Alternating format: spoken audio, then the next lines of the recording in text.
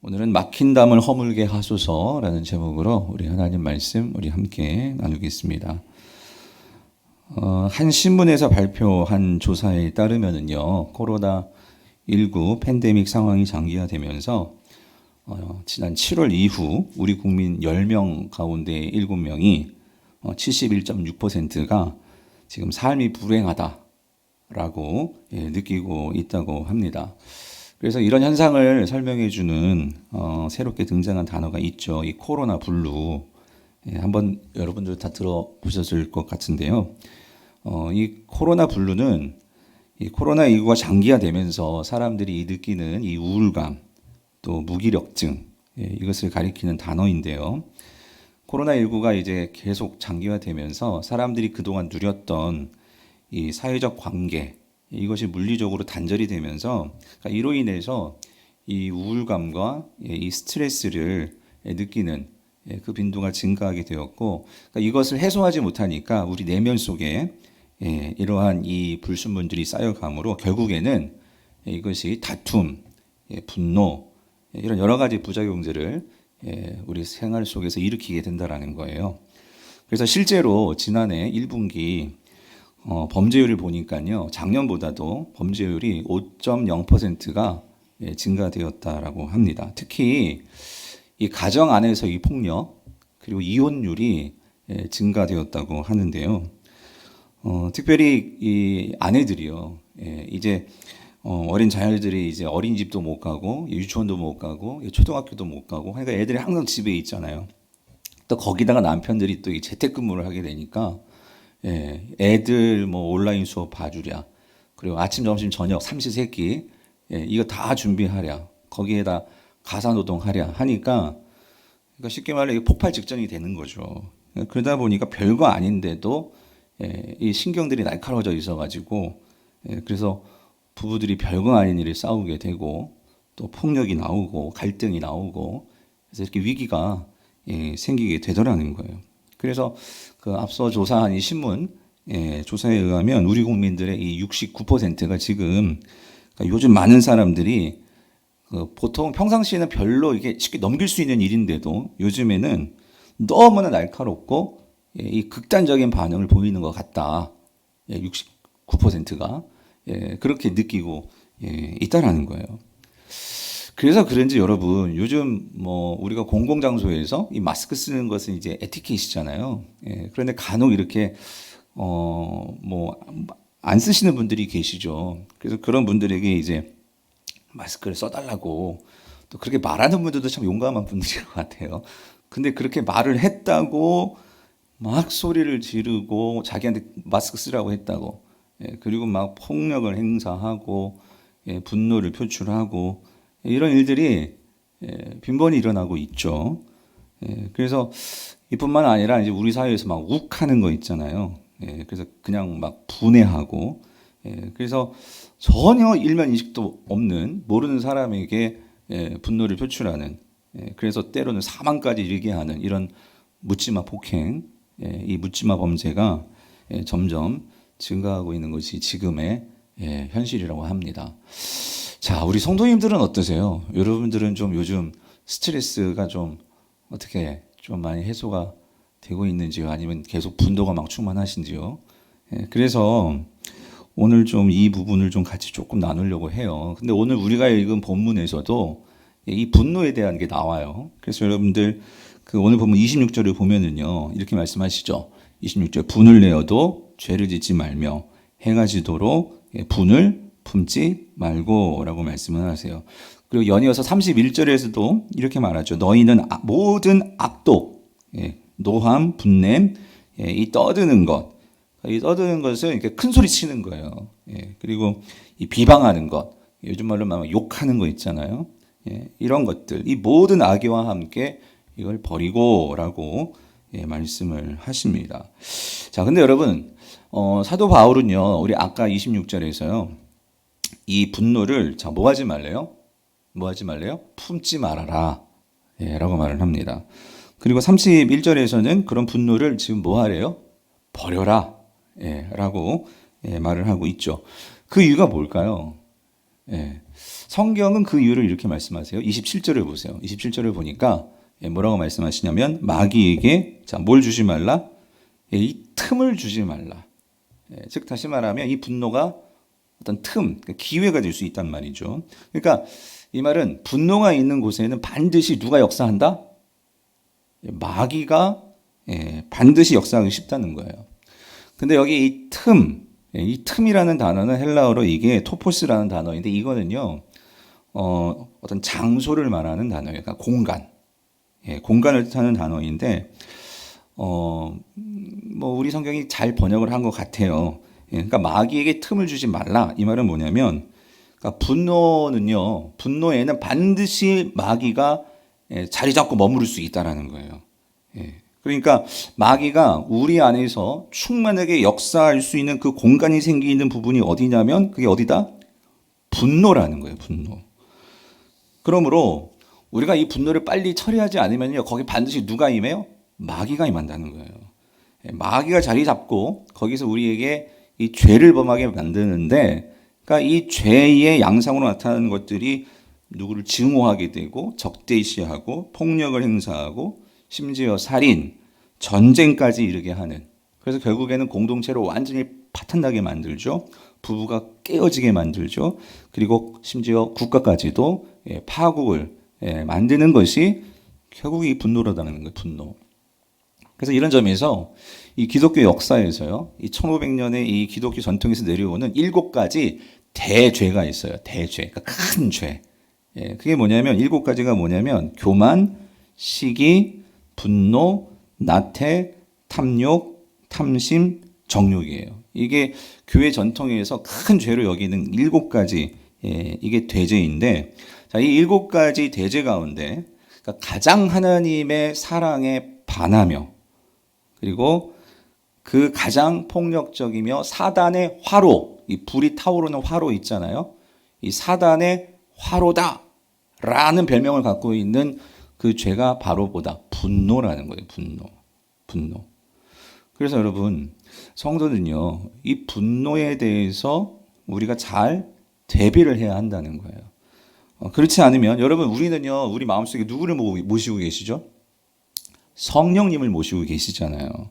그런데도 불구하고 이 분노가 성령님이 계신데도 불구하고 이 분노가 우리 안에 있어서 거기에 마귀가 이제 불을 붙이게 되면 마치 산불이 일어나서 엄청난 파괴력을 가지고 모든 것을 다 불태우듯이 성도의 삶을 그리고 공동체를 그렇게 치명적으로 악영향을 끼칠 수 있는 것이 분노다라고 성경은 말해요. 그래서 여러분 30절을 보면은요, 이렇게 말씀하세요. 하나님의 뭐를 근심하게 하지 말라? 성령을 근심하게 하지 말라. 하나님의 성령이 그런 분노의 상황을 보고 근심하신다는 거죠. 여러분, 우리는 이걸 기억해야 돼요. 그러니까 분노가 자리 잡게 되면서 그거를 성령님이 보시면서 그거를 근심하시고 걱정하신다는 거예요. 자, 그렇다면 여러분, 그러니까 우리가 이 분노, 이 화, 이거를 어떻게 다루어야 될까? 근데 성도님들, 그러니까 왜 우리가 이 분노가 되는 것일까요? 근데 이 분노라는 것은 여러분 감정이에요. 감정이기 때문에 사실 인간은 누구나 화를 냅니다. 화를 안 내는 인간은 있을 수 없어요.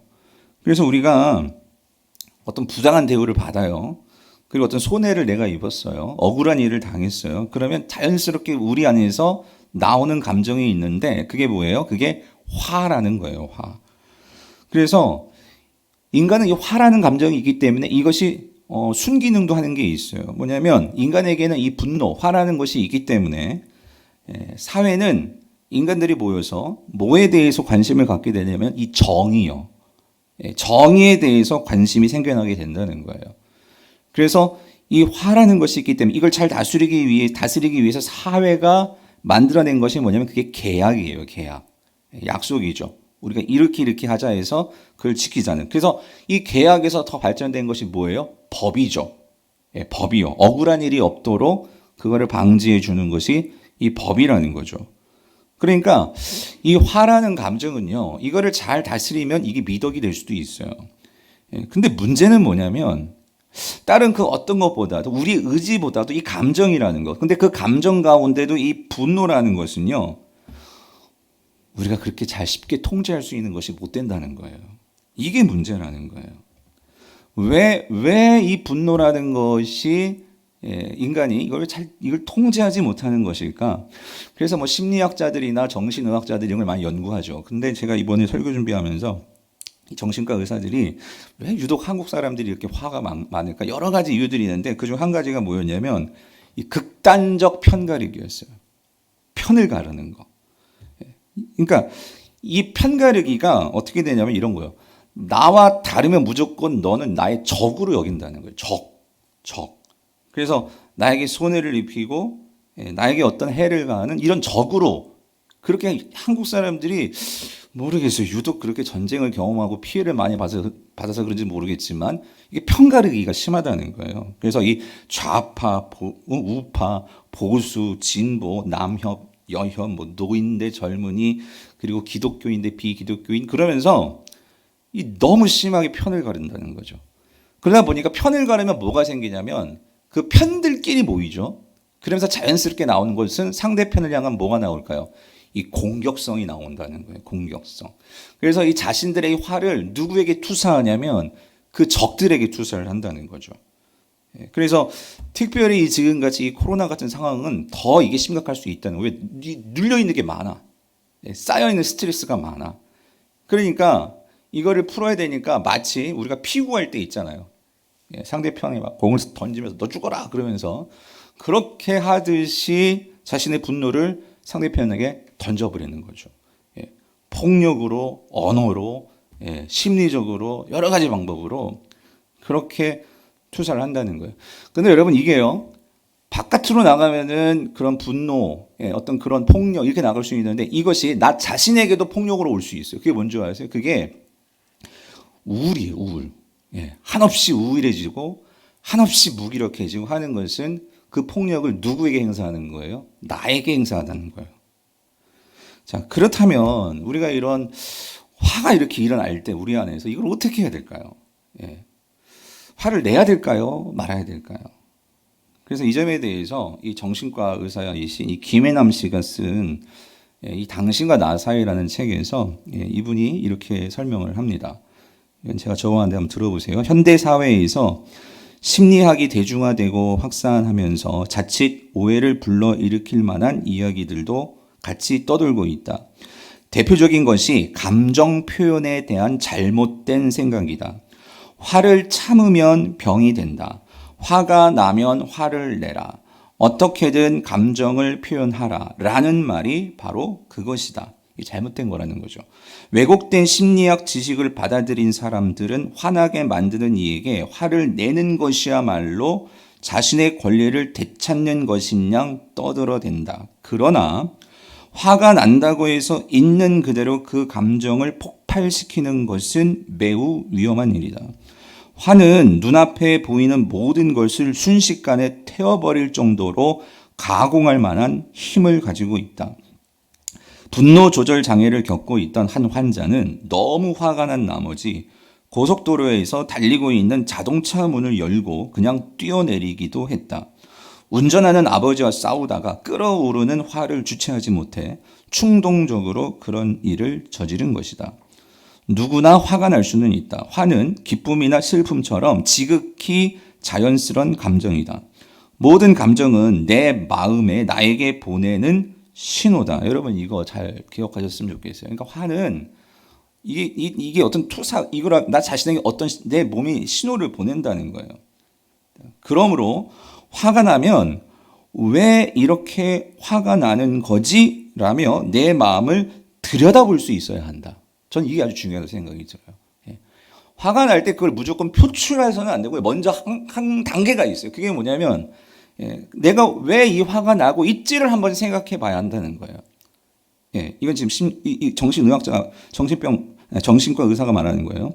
하지만 화나는 감정을 말로 표현하고 행동으로 옮기는 것은 다른 문제다. 그러니까 이거를 표출하는 것은 또 다른 문제라는 거예요. 끓어오르는 화는 순식간에 나를 통제 불능 상태로 만들기 때문에 그대로 폭발시켰다가는 상대뿐만 아니라 나 자신까지 다치게 만들 뿐이다. 그래서 제가 이번에 이 설교를 준비하면서 여러 가지 심리학자들, 뭐 정신의학과 의사들 책들을 봤는데 공통적으로 화가 날 때 공통적으로 말하는 대처 방법이 있어요. 그게 뭐냐면 그건 이거예요. 잠시 멈춰 서서 그러니까 내가 지금 왜 화가 나는지를 생각하는 시간을 꼭 가지라는 거예요. 왜 그러냐면 여러분 상당히 많은 경우에 화가 나는 것은요. 이게 자기애적 분노인 경우가 많다는 거예요. 이 자기애적 분노.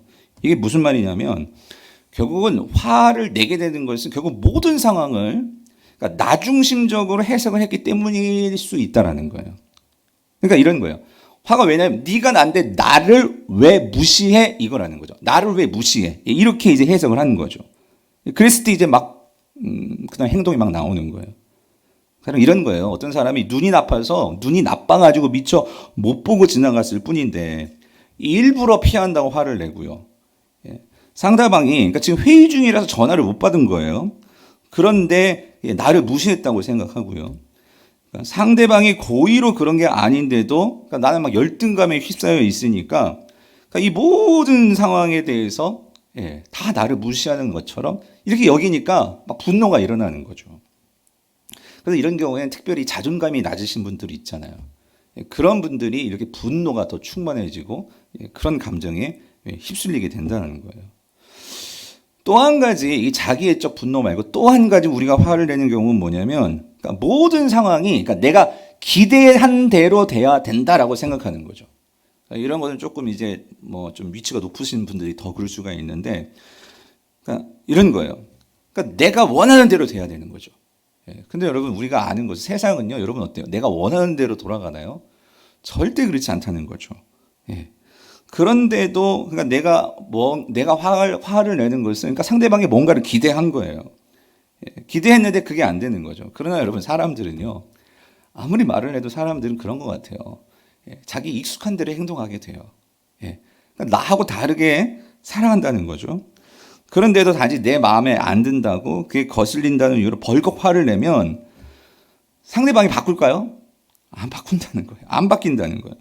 뭐만 나빠져? 관계만 나빠진다는 거예요. 게다가 상대방에게 무엇을 요구했는데 들어주지 않으니까 상처는 누구만 받아? 나만 받게 되더라는 거죠. 화를 내게 되면. 그래서 여러분 화가 날 때 그러니까 내가 절대로 저는 바뀌지 않을 부분인데 내가 괜히 화를 내고 있는 것은 아닌가 이거를 한번 꼭 생각해 보라는 거예요. 그리고 또 한 가지 추천하는 방법은 일단 화가 나잖아요. 그럼 그 자리를 피하라는 거예요. 그 자리에서 일단 당장 화내지 말고 그 상황을 벗어난 후에 그리고 나서 거기에 대해서 어떻게 대처할지 그 다음에 해보라는 거예요. 근데 조금 이렇게 그 멈춤과 그 상황을 떠나게 되면 사람은 어떤 상황이 바뀌게 되면 우리의 생각이 다르게 생각이 될 수 있다라고 이런 정신과 의사들, 심리학자들은 말하더라고요. 근데 성도님들 제가 오늘 이런 뭐 정신과 의사, 심리학자들 얘기를 하려는 것은 아니고요. 근데 그렇지만 이건 일반 은총의 은혜니까 우리에게 이걸 잘 적응할 필요가 있어요. 근데 저는 조금 더 근본적으로 오늘 성경이 우리에게 말해주고 있는 바를 여러분들에게 말씀해 드리고 싶어요. 성경은 근본적으로 이 분노에 대해서 우리에게 어떻게 대하라고 말씀하시느냐. 자, 우리 25절과 26절을 같이 연이어서 읽어볼게요. 같이 읽어보겠습니다. 시작. 그런즉 거짓을 버리고 각각 그 이웃과 더불어 참된 것을 말하라. 이는 우리가 서로 지체가 됨이라.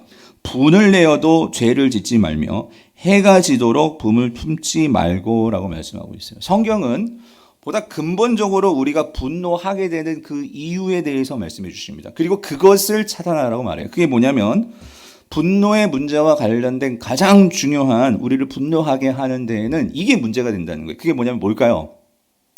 말이라는 거예요. 말. 이 말. 말에 대해서 먼저 점검을 하라는 거예요. 그러니까 왜 분노하게 되느냐? 우리 말에 문제가 있을 수 있다는 거예요. 그러므로 성경은요, 먼저 무엇을 점검해야 되냐면 우리가 하는 말이 거짓된 말인지 진실된 말인지 이거를 먼저 보라는 거예요. 성도님들, 왜 사람들이 분노하게 되는 것일까요? 사실 그거는요, 사람들이 진실을 말하지 않기 때문이라는 거예요. 왜 진실을 말하지 못하는 것일까요? 그것은 나의 체면, 나의 위신, 나의 어떤 자존심, 나의 어떤 권위, 이런 게 깎이고 무너지는 것을 원치 않기 때문에 사람은 진실 앞에서도 그 진실을 그대로 말하지 못하더라는 거예요. 그래서 여러분, 특별히 세상에서 보면은요, 어떤 높은 지위에 있고 어떤 명예를 갖고 있고 이러시는 분들 보면은요, 잘못을 해도요, 잘 사과를 하진 않아요. 예. 이상하게 높은 자리에 올라가면 올라갈수록 아랫사람들에게 미안합니다. 죄송합니다. 내가 잘못했습니다. 이 말을 잘 못해요. 예. 그래서 결국 그 관계에서 어떻게 되죠? 서로가 분노하게 되더라는 거예요. 때로는 여러분, 부모와 자녀의 관계도 그렇죠. 부모가 자녀에게 화를 낼 수 있죠. 예. 그런데 따지고 보면 이런 경우예요. 부모가 화가 나는 경우가 어떤 경우냐면 이런 경우죠. 내가 마음에 생각한 대로 얘가 따라주지 않는 거예요. 내가 너를 위해서 이렇게 돈 내서 입혀주고 먹여주고 학교 보내주고 했는데 이런 거, 너는 어떻게 나한테 이렇게 대할 수 있어? 내가 얼마나 너를 위해서 희생한 게 많은데 말이야. 하면서 우리가 어때요? 내가 바라는 대로 되지 않는다고 해서 우리가 화를 내는 경우가 많다는 거죠. 그런데 때로는요, 그래서 막 화를 냈어요? 근데 나중에 찬찬히 보면은 이게 화를 낼 일이 아니고 때로는 엄마 아빠가 잘못 이해해가지고 화를 내는 경우도 있더라는 거죠. 예. 그럼 어떻게 해야 돼요? 아무리 자녀들이라도 우리가 어떻게 해야 돼? 정중하게 그거를 사과하고 미안하다. 아빠가 잘못 이해한 것 같아. 라고 말을 해줘야 되는데 어때요? 진심으로 사과하는 게 아니라 그냥 미안해. 됐지? 하고 그냥 넘겨버린다는 거예요. 근데 그게 애들 마음엔 뭐가 돼요? 상처로 남더라는 거예요. 상처로. 그렇게 되면 어떻게 돼요? 결국 더 담을 쌓아요. 그래서 우리 아버지는 말이 안 통해. 우리 엄마 말이 안 통해. 그래진다는 거죠. 그래서 성도님들, 오늘 성경은요, 성도들에게 뭐라고 말하냐면 항상 이웃과 더불어서 뭘 말해야 된다? 진실을 말하라고 애써라. 진실을 말하라. 여러분, 진실이 뭐예요? 진실은 거짓이 없는 사실이죠. 근데 인간은 사실 여부와 상관없이, 참 이게 우리의 죄성이에요. 사실 여부와 상관없이 자신에게 유리한 말이면 그게 진실이라고 여기기를 원한다는 거예요. 그래서 여러분, 요즘 많이 돌아다니는 이게 거짓 뉴스예요. 거짓 뉴스. 이게 진짜인지 가짜인지 잘 분별하지도 않고 이게 나한테 이게 유익이 되면 그거를 진짜처럼 막 떠들어요. 그렇게 말을 하죠. 이게 개인한테는 막 그렇게 그 사람을 비판하면서 그 사람에 대해서 거짓된 이 말을 가지고 그 사람을 공격하니까 때로는 한 사람의 인생이 완전히 망가져서 극단적으로 자살도 하게 되고 이런 비극적인 일들이 너무나 자주 우리 주변에서 일어난다는 거죠. 최근에 참 언론 보도를 통해서 계속 나오는 이 교회발 감염, 이 확진자 증가 더불어서 언론이 참 이런 거는 그냥 지나가도 될 것 같은데 왜 보내는지 모르겠지만 근데 말하니까 드리게 되는 거예요. 그런 교회들에서 나온 목사님들이 전혀 확인되지도 않은 그러한 상식적으로도 이해가 되지 않는 그런 말들을 진짜인 것처럼 그분들은 성도들에게 그걸 말하고 있는 거죠. 그거를. 근데 그게 또 이 언론을 통해서 나오니까 세상 사람들은 목사들은 저렇게 이 사실 여부도 생각하지 않고 저런 거짓 뉴스를 저렇게 말하는 사람들처럼 비치니까 너무 가슴이 아픈데요. 한 목사님이 그러시더라고요. 그러니까 지난번에 우리 교회도 이 QR코드라는 거 했는데 그러니까 이 QR코드, 전자 출입, 이 출입 명부, 그러니까 이거를 인증하면 그러니까 그 개인의 모든 신상 정보가 중국으로 다 넘어간다는 거예요. 중국으로 다 넘어가가지고 그것이 개인의 인권 문제가 생긴다는 거죠. 또 거기다 더불어서 그러시는 거. 앞으로 백신을 맞지 말래요. 왜 그러냐면 이 백신을 맞게 되면 유전자 조직이 그러니까 유전자 조작이 일어나게 된다라는 거예요. 그러면서 백신 나오면 맞지 마라. 막 이런 뉴스 소식들을 막 전하는데 여러분 이건 상식적으로 생각하기도 참 이건 말이 안 되지 않아요? 여러분 우리 교회도 QR코드 했거든요. 여러분 이거는 정부와 전 상관도 없어요. 이거는 우리 자체 교적 프로그램을 가지고 하는 거예요. 이거는 우리가 정보 달라고 안 주면 그만이거든요. 근데 제가요 혹시 우리 성도님들 가운데도 혹시 그런 분이 있을까? 뭐냐면 요즘 또 떠돌아다니는 거짓 뉴스 가운데 이런 게 있어요. 이 거짓 뉴스가 어떤 신앙의 어떤 말씀과 이게 짬뽕이 되면서 그것이 마치 말씀인 양 그렇게 가르치는 경우도 있는데 여러분 그 정말 조심해야 되는데 혹시나 싶어서 제가 정말 이 얘기 해드리는 거예요. 뭐냐면 여러분 요즘 이런 얘기가 있더라고요. QR코드가 베리칩이다.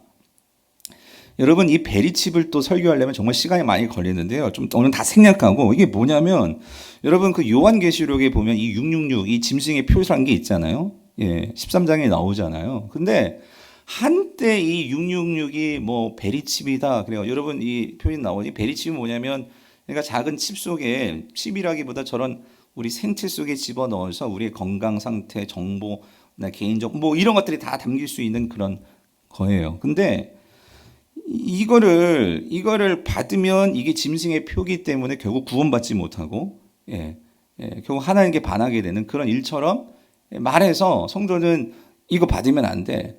그런데 요즘에 이제 QR 코드가 마치 그런 베리칩처럼 그렇게 얘기를 해서 이거 찍으면 이게 짐승의 표야 이렇게 말하시는 분들이 있는데 여러분 먼저 우리가 분명히 알아야 될 것은요.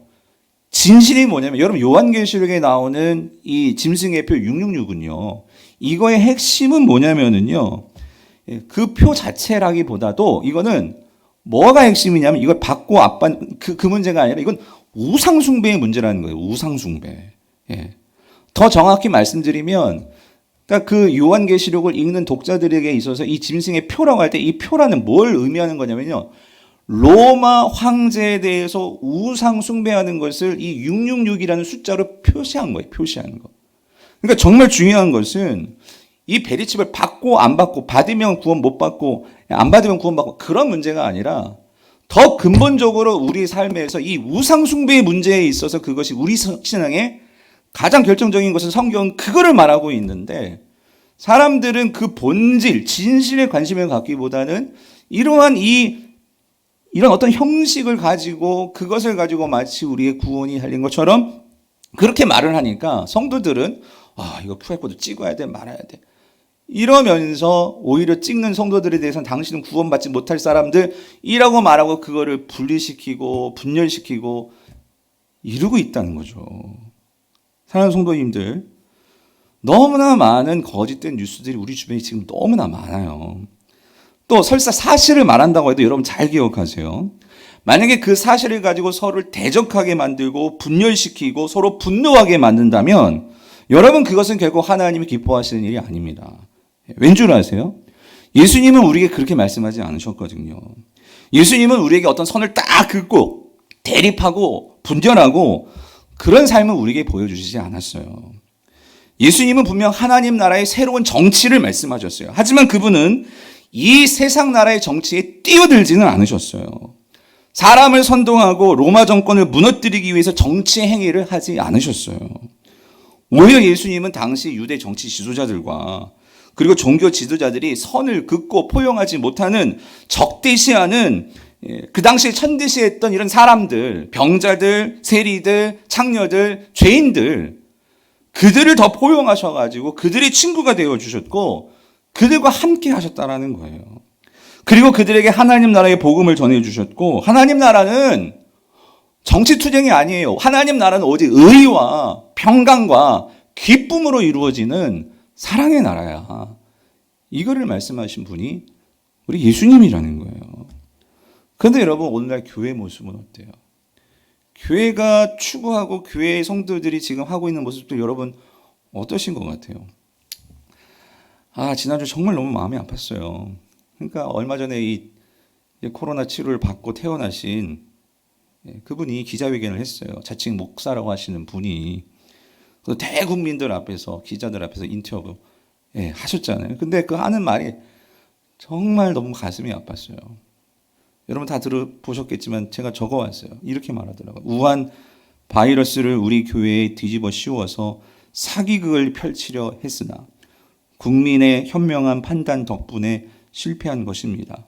한 달을 지켜보겠지만 대통령이 국가 부정, 거짓 평화 통일로 국민을 속이는 행위를 계속하면 한 달 뒤부터는 순교의 각오를 가지고 목숨을 던지겠습니다. 전 이걸 보면서요. 도대체 무엇을 위한 순교냐? 예. 차라리 이분이 그냥 정치가였으면 좋겠어요. 근데 정치가라고 하지 않고 꼭 목사라는 타이틀을 붙이잖아요. 근데 여러분 문제가 뭐죠? 그렇게 나오니까 세상 사람들은 일부예요. 예, 그렇게 그런 성향을 가지고 뭐 그분도 자유민주국가에서 자신의 어떤 입장을 말할 수 있겠죠. 하지만 문제는 뭐냐면 세상은 교회를 그 모습을 가지고 우리 모두를 바라본다는 거죠. 제가 속해 있는 이런 목사뿐만 아니라 우리 모든 성도들은 교회는 어떻게 비상식적이고 자기중심적이고 이기적이고 그러니까 세상은 교회를 향해서 혐오감을 가지고 분노하게 되고 요즘 젊은이들이요 애들이 교회 다닌다고 하면 너 왜 교회 다니니 그러면서요 예, 많은 지금 회의를 가지고 있다라는 거예요. 우리 자녀들이 교회 다니는 것에 대해서 여러분 이거 어떻게 우리가 이 문제를 대해야 될까요? 그런데 여러분 세상은 오늘 교회에 대해서 분노를 하고 있어요. 근데 우리가 이거를 단지 어떤 일부 교회, 일부 목사님의 일탈의 모습 때문이야 라고도 우리가 그렇게 생각할 수 있겠지만 그런데 여러분 세상은요 이미 오래전부터 교회를 분노하는 이유는 여러분 이거였어요. 세상은 교회에 대해서 기대감을 갖고 있었던 것 같아요. 어쩌면 지금도. 왜냐하면 교회가 이러한 때에 뭔가 이 사랑과 용서의 가치를 보여줘야 되는 것이 아니냐. 여러분 지금 세상이 말하는 게 그거 아니에요? 근데 여러분 그거 맞는 얘기잖아요. 세상의 진정으로 이렇게 흉흉하고 힘든 이때에 진정한 사랑이 뭔지 용서가 뭔지 이거를 보여줘야 한 절호의 찬스가 지금인데 교회는 지금 그 모습을 보여주지 못하고 계속해서 편을 가르고 있다는 거예요. 그러므로 우리는 이것을요 제가 누누이 말씀드리죠. 이거를 그 몇몇 교회의 잘못으로만 비판할 수는 없어요. 우리는 함께 이걸 아파하고 우리를 돌아볼 수 있고 우리가 함께 회개하는 기회로 나아가야 한다는 거예요. 제가 예전에 읽었던 이 간디 자서전의 내용이 생각이 나더라고요. 이 간디가요, 참 그 자서전에 참 가슴 아픈 얘기를 해요. 뭐냐면 간디는 영국으로부터 이 인도의 독립을 위해서 이 비폭력 무저항 운동을 독립운동을 한 인물이잖아요. 근데 이 간디가요, 그가 책에서 그렇게 고백을 해요. 내가 정말 존경하는 분이 있다. 그분이 누군 줄 아세요? 이 힌두교의 이 어떤 면에서는 그 믿는 종교를 갖고 있는 분이 예수님을 나는 정말 존경한다. 왜 그러냐면 그분이 이 비폭력 무저항으로 이 독립투쟁을 함에 있어서 이것을 이 답을 얻게 된 분이 누구냐면 예수님의 모습이었다는 거예요. 그래서 예수님이 이 산상수훈에서 보여주셨던 그 말씀들 원수를 사랑하고 이웃을 사랑하고 이 말씀을 그대로 받아서 그는 그 정신으로 비폭력 무저항 운동을 한 거예요. 근데 그가 이런 얘기를 해요. 나는 그 예수를 존경하지만 근데 뭐라고 얘기하냐면 이렇게 얘기합니다. 나는 그리스도인이 되기를 원하지는 않는다. 예수님을 존경하는데 근데 그리스도인이 되기를 원하지 않는다는 거예요. 여러분 근데 그 이유가 뭐라고 말하는 줄 아세요? 그 이유가 뭔 줄 아세요? 그것은 예수님을 존경하지만 기독교인이 되고 싶지 않은 이유는 당시 그 인도를 지배했던 자들이 누구냐면 그리스도인이라는 영국인들이었거든요. 그 그리스도인이라는 영국인들은 힘을 가지고 영국을 눌렀거든요. 그거를 볼 때 자기는 그리스도인다운 삶을 살지 못할까 봐 그래서 그리스도인은 되지 않겠다라고 그가 얘기를 했어요. 성도님들 어떤 면에서 오늘 이 한국 교회가 세상에 비춰지는 모습이 마치 간디의 눈에 비춰진 예수님을 믿는다고 하면서도 사랑을 제대로 보여주지 못하는 그래서 인도를 힘으로 다스렸던 이 영국인들과 같은 모습이 혹시 우리의 모습들은 아닌가. 그래서 여러분 사도 바울은요. 우리에게 분명하게 우리에게 이것을 말씀하세요. 여러분 31절과 32절 같이 이것도 이어서 읽어볼게요. 같이 읽겠습니다. 시작. 너희는 모든 악독과 노함과 분냄과 떠드는 것과 비방하는 것을 모든 악에 함께 버리고 자 어떻게 해요? 서로 친절하게 하며 불쌍히 여기며 서로 용서하기를 하나님이 그리스도 안에서 너희를 용서함 같이 하라라고 말씀하고 있어요. 사랑하는 성도님, 우리가 어떻게 이 분노를 이길 수가 있을까요? 무엇으로 이길 수 있을까요? 그것은 오직 예수 그리스도께서 우리에게 보여주신 십자가를 통해서 보여주신 하나님의 그 용서를 통해서만이 가능하다는 거예요. 십자가를 통해서 예수 그리스도가 우리에게 보신 하나님의 그 용서의 그 은혜를 내가 체험해야지만, 내가 감격해야지만, 내가 정말 알아야지만 그 은혜로, 그 은혜의 힘으로 내 안에서 일어나는 이 분노를 녹여버릴 수 있고요. 세상 사람들이 나에게 쏘아대는 그 분노를 대적하지 않고 그걸 그냥 끌어안을 수 있다라는 거예요. 성도님들, 예수님은요, 십자가를 지시기 바로 그 전날 밤에 무릎을 꿇으시고 그 제자들의 발을 씻겨주셨어요. 그런데 여러분 한번 상상해 보셨어요? 그 제자들의 발을 씻어주실 때에 그들 가운데는 예수님을 부인할 자의 발도 있었어요. 그의 발을 씻기셨어요. 뿐만 아니라 그들 가운데는 예수님을 팔아먹을 자의 발도 있었어요. 그런데 예수님은 그 발을 어떻게 하셨어요? 씻기셨다라는 거예요. 뿐만 아니라 십자가에서 모든 인류의 죄를 용서해 주시기 위해서 당신의 그 고결한 그 보혈의 피를 아낌없이 흘려주셨어요. 그의 피 대가로 하나님과의 이 죄로 인해서 우리는 하나님의 은혜를 받을 수도 없고 하나님께 나아갈 수 없었어요. 그런데 그 예수 그리스도를 통해서 하나님과의 관계가 회복이 되었죠. 이 관계 회복으로 인해서 우리에게 성령이 오시게 되었고, 이 성령님을 통해서 우리는 언제나 하나님의 사랑의 힘을 덧입어서 우리는 그 사랑을 공급받을 수 있는 그런 신분이 되었다라는 거예요. 그러므로 사도 바울은 말하는 거예요. 우리가 어떤 존재이냐? 우리가 어떤 은혜를 받았냐? 우리가 그 어떤 그 큰 은혜를 받은 자이기에 우리는 그것을 가지고 어떻게 해야? 친절하게 하며 불쌍히 여기며 서로 용서할 수 있는 자들이라는 거죠. 그렇게 나아가야 한다는 거예요. 그러므로 무엇보다도 오늘 저와 여러분 이거예요. 우리가 왜 분노하게 될까? 믿는 크리스찬인들인데도 불구하고 여러분 저는 그렇게 생각해요. 그것은요. 오늘 우리가 매일매일 삶에서 이 예수 그리스도를 만나야 돼요. 우리의 발을 씻겨주시는 그 예수 그리스도요. 십자가에서 우리를 위해서 아낌없이 모든 것을 다 끌어안으신 그 예수 그리스도를 보고 만나고 우리가 깨달아야지만 여러분 우리는 이 분노를요 녹여버릴 수가 있다라는 거예요.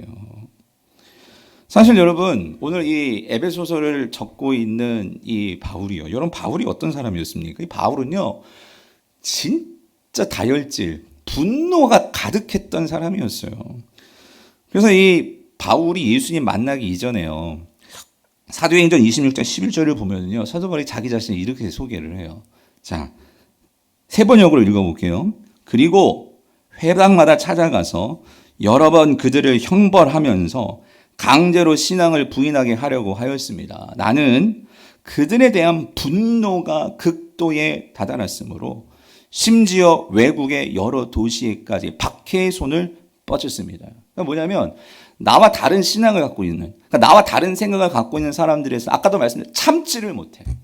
어떻게 왜 다를 수가 있어? 그러면서 이 사도 바울은 그런 다른 신앙의 가치를 가진 자들에 대해서 분노했던 자다라고 자기가 소개하고 있어요. 근데 여기 나오는 이 분노라는 단어는요. 분노 중에서도 이게 보통 분노가 아닌 거예요. 이 헬라어 단어는 엠마이노마이라는 단어인데 이거는 어떤 의미냐면 몹시 발광할 정도. 여러분, 이 분노를 내가 주체하지 못할. 그러니까 외국에까지 막 쫓아가면서 뒤쫓아가가지고 그냥 완전히 그냥 끝장을 내버리는 거잖아요. 그러니까 심히 격분하다. 이게 엠마이노마이예요. 근데 그랬던 자가 여러분, 그랬던 자가 지금 어떻게 바뀌었느냐? 그렇게 심히 격분하는 것을 주체를 못하는 그런 나였는데 내가 예수 그리스도를 만나고 나서 어떻게 바뀌었어요? 모든 돌을 다 맞고 죽음의 길을 다 맞고 모든 비난과 욕을 다 그냥 받아 넘기고 그런 자가 되어버렸어. 어떻게 이럴 수가 있느냐 말이죠. 그가 만났거든요. 누구를? 그 사도 바울 때문에 십자가에서 채찍질 당하시고 그 창에 찔리시고 그 손과 발 모든 피 흘리셨고 나를 사랑하시며 나를 용서하신 그 예수님을 만났거든요.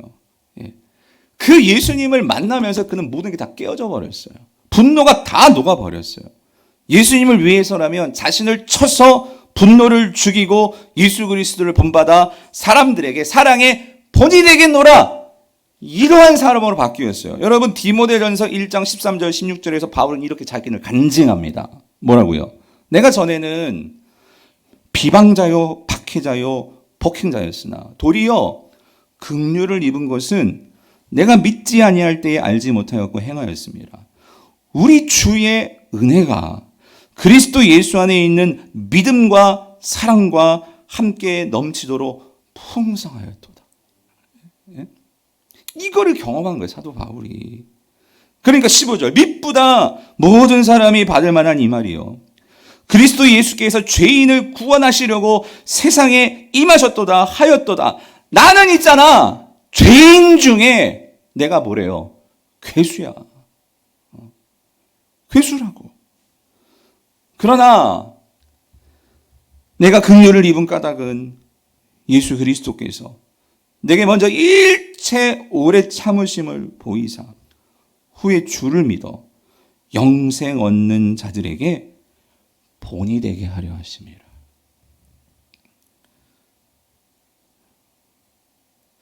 성도님들, 아무리 심리학의 설명이 있고 우리가 뭐 잠시 떠나고, 여러분 그건 잠시잖아요.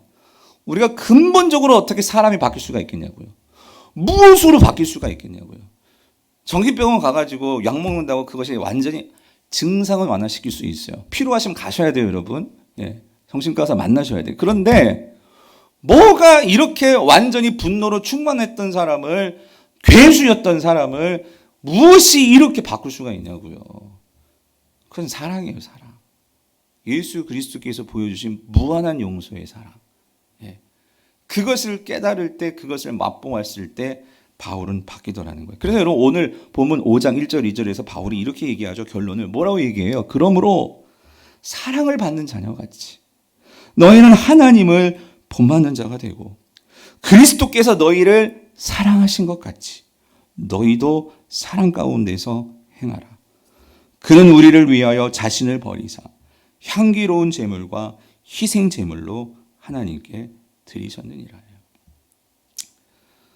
그러면 사랑하는 성도님들, 우리가 무엇보다도 분노하지 않고 서로 용서하고 화목하는 자가 되기 위해서는요, 여러분이 예수 그리스도를 통해서 내가 얼마나 사랑받은 자임을 여러분 이거를 깨달으셔야 돼요. 이게 깨달아지고 이것이 경험되지 않고서는 여러분 우리 분노 이거 해결할 수 없어요. 그렇기 때문에 여러분, 내가 예수 그리스도 안에서 얼마나 사랑받고 있는 자를 우리가 깨닫기 위해서 그것을 깨달음을 통해서 예수 그리스도를 인격적으로 만나는 우리의 진정한 회심이 있을 때에 여러분 우리는 모든 것이 근본적으로 바뀌게 되는 거예요. 그래서 여러분 우리가 예수를 만나야 되는데 어떻게 만나요? 매일매일 삶 속에서 말씀과 기도로 여러분이 예수 그리스도를 만나고 찾고 그분 앞에 나아가셔야 한다는 거예요. 주님의 그 사랑을 알게 하소서. 그 사랑이 얼마나 큰 사랑인지 여러분이 지금 머리는 다 알고 있잖아요. 근데 이게 정말로 내 가슴 속에서 그것이 차고 넘치는 사랑으로 느껴지고 경험되어지고 체험될 때 여러분 우리의 삶은 완전히 바뀌게 되더라는 거예요. 끝으로 한 가지 이야기만 해드리고 설교를 마치고자 합니다. 이번에 가수 박진영 씨가 책을 냈어요. 여러분 아세요? 에세이 책을 냈는데 제목이 무엇을 위해 살죠예요. 여러분 박진영 씨는 다 알죠? 박진영 아시죠? 장로님들 다 아시죠? 예. 요즘 이 연예계에서는 그 거의 탑, 연예계 엔터테인먼트 주가 1위가 이 박진영, JYP 아닌가요? 아무튼 그런데 이 박진영 씨가 이 책은 에세이라고 하는데 내용을 읽어보니까요, 이건 완전히 개인 신앙 간증집이에요. 거의 하나님 말씀으로 도배되어 있어. 근데 여러분 뭐 아시는 분은 아시겠지만, 박진영 씨의 신앙은 사실은 구원파 교리를 따르고 있어요. 근데 여기 대해서 우리가 따지자면 뭐 할 말 제가 많지만, 근데 제가 박진영 씨니 뭐 이단이다 아니다 그렇게 정죄하고 싶지는 않아요. 왜 그러냐면 제가 이 책을 읽고 한 가지 분명하게 확실하게 제가 그의 진정성을 읽은 것은 뭐냐면, 이 분은요 인생에서 정말 예수 그리스도를 만나고자 하는 치열한 고민과 애씀의 흔적이 보이더라는 거예요. 이게 무슨 말이냐면, 이 박진영 씨 돈, 여자, 성공 뭐 이런 것들은 다 누려봤죠. 그러니까 쾌락은 다 즐겨봤어. 그런데 그분이 말하는 게 뭐냐면 이 채워지지 않는 그 결핍이 있더라는 거예요. 자기 안에. 그래서 이걸 어떻게 채울 수 있을까? 예전에는 돈으로도 채워봤고 여자로도 채워봤고 성공으로도 채워봤고 일로도 채워봤고 거의 일중독같이 살았지만 근데 그걸로 채워지지 않는 이게 있더라는 거죠. 그럼 뭘로 채울 수 있느냐? 부모님이 교회 다니셨으니까. 그래서 어렸을 때 교회 그냥 끌려다니긴 했으니까. 그래서 신앙을 한번 찾아본 거예요. 신앙을 잡고 그래서 하나님을 정말로 고민한 거죠. 탐구한 거죠. 그래서 정말 예수가 채워줄 수 있을까? 이걸 가지고 고민하기 시작한 거예요. 그래서 2010년 2월에 결단하고 이분이요 참 대단한 게 뭐냐면 그래서 2010년에 이제 신앙의 길로 들어서고 2012년 9월에요. 2년 뒤에 모든 거 다 내려놓고 뭐 바쁜 스케줄, 뭐 회사 일정 다 그냥 팽겨치고 어디로 가냐면 예루살렘으로 간 거예요. 비행기 티켓 끊고 예루살렘에 이스라엘. 왜냐하면 성경 들고 출장 거 아니에요. 무슨 뭐 일하러 간 거 아니에요. 성경 들고 성경 읽기 위해서. 왜? 제대로 그 예수님이 계셨던 그곳에 가서 예수가 무엇이라고 말하는지를 깨닫고 싶어서 이분이 간 거예요. 이거 대단한 거 아니에요? 물론 돈이 있으니까 그렇게 할 수 있겠지. 그렇지만 어찌됐든 이분이 그러한 갈구, 인생에 대한 답을 찾고자 그런 애씀이 있었더라는 거예요. 그래서 가서 성경만 보고 그렇게 답을 찾아왔는데 문제는 뭐냐면 머리로는 이제 납득이 되더라는 거예요. 아, 성경이 진리구나 하는 것은 깨달아지더라는 거예요. 근데 뭐가 문제냐면 마음으로는 믿어지지가 않더라는 거예요. 이게 문제고. 여러분 이게 무슨 말인지 이해되시겠어요? 저는 조금 알 것 같아요. 저도 모태신앙이니까. 저도 그런 적이 있었거든요. 교회 안 다닌 게 아니에요. 성경 모르는 게 아니에요. 그런데 그러니까 이거예요. 정말 내 인생을 다 주님께 완전히 드릴 수 있는 바로 그 순간. 그러니까 쉽게 말해서 우리가 주님 말로만 하는 주님이 아니라 정말 내 모든 삶, 회사, 건강, 물질, 뭐 결혼, 명예, 하여튼 모든 걸 다 예수님이 주인이십니다라고 이거를 바칠 수 있는가? 그분께 맡길 수 있는가? 진지한 고민을 가지고 신앙생활을 했는데 그건 안 되더라는 거예요. 머리는 이해가 되는데. 그런데 2017년에 어느 날 이 히브리서 10장 10절이에요. 이 말씀을 읽는데 여기서 확 열린 거예요. 히브리서 10장 10절 말씀. 무슨 말씀이세요? 이 뜻을 따라 예수 그리스도의 몸을 단번에 들으심으로 말미암아 우리가 거룩함을 얻었노라. 이 말씀을 읽는데 그날은 이 우리 속에 이 우리라는 속에 내가 들어가 있다라는 것이 깨달아지더라는 거예요.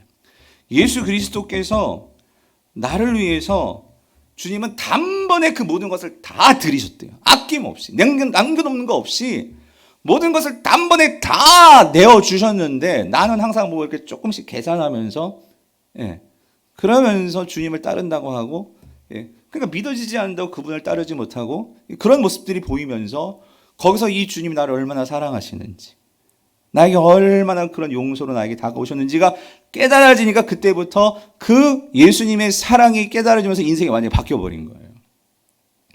그래서 책에서 이런 고백을 해요. 적어본 거예요. 한번 들어보세요. 2010년 처음으로 성경을 펴고 7년이라는 시간이 지나 참 평화와 참 자유를 얻게 되니 너무나도 소중하게 느껴졌다. 그리고 이걸 최대한 많은 사람에게 전하고 싶었다. 이 평화는 세상 어떤 것으로도 얻을 수가 없기 때문이다. 난 꿈을 적는 자리에 진리라고 썼다. 우리가 왜 태어났으며 죽으면 어떻게 되며 그렇기에 무엇을 위해 살아가야 하는 건지 이 진리를 전하는 것이 내 삶의 목적이기 때문이다. 그렇기에 나는 사람들이 내 말에 귀를 기울일 수 있도록 참 이게 참 귀한 말이더라고요. 그렇기에 나는 사람들이 내 말에 귀를 기울일 수 있도록 존경받는 사람이 되어야 한다. 그러기에 난 나 스스로 지켜야 할 덕목 3가지를 정해봤는데 진실, 성실, 겸손이다. 그리고 하나님께 항상 기도드린다. 하나님, 제가 복음을 전하는데 우습지 않을 정도의 사람으로만 만들어 주십시오. 제가 교만해지거나 하나님을 등한시할 정도의 성공은 절대로 주지 마십시오.